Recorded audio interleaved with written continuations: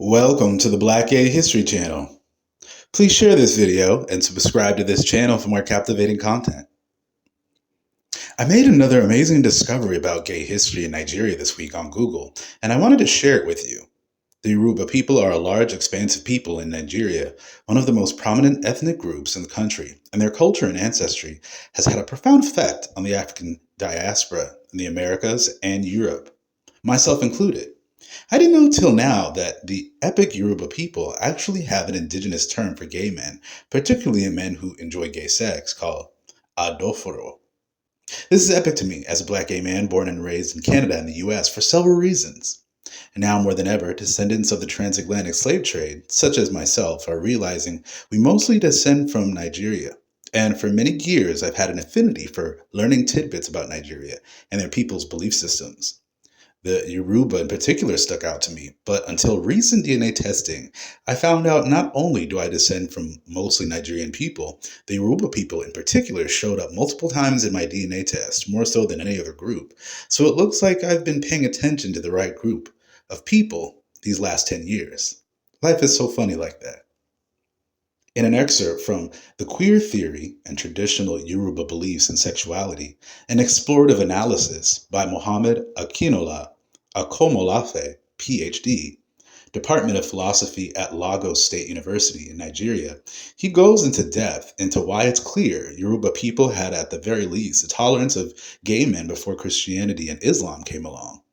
The indigenous spiritual practices of the Yoruba and their verbally passed down folk tales, or Odu, acknowledged gay men as a fact of life. The Odu, which was quoted by Oduwole, says, two men are copulating, two men are copulating, two women are copulating, two women are mating. Why don't we take a man and then take a woman? Why don't we take a man and then take a woman? Therein lies enjoyment and fulfillment. Divination was cast. Arifo Bogbile, the primordial head's diviner, divined for it too. When head was to cite an abode, head was told to offer a sacrifice. May I trade and make profits? My primordial head, may I have 2,000 children and 47. May I trade and make profits? End quote.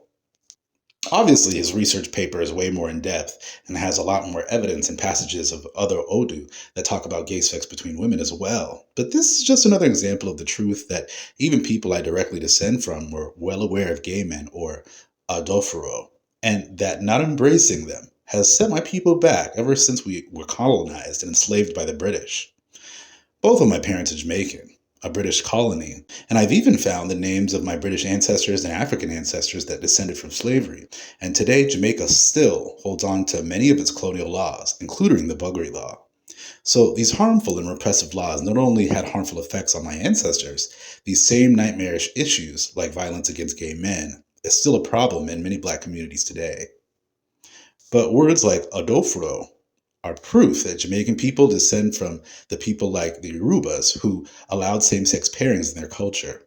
He even goes on to reference the many other West African words that identified gay and gender nonconforming men in Nigeria, like the Hausa peoples, the Yandaudu.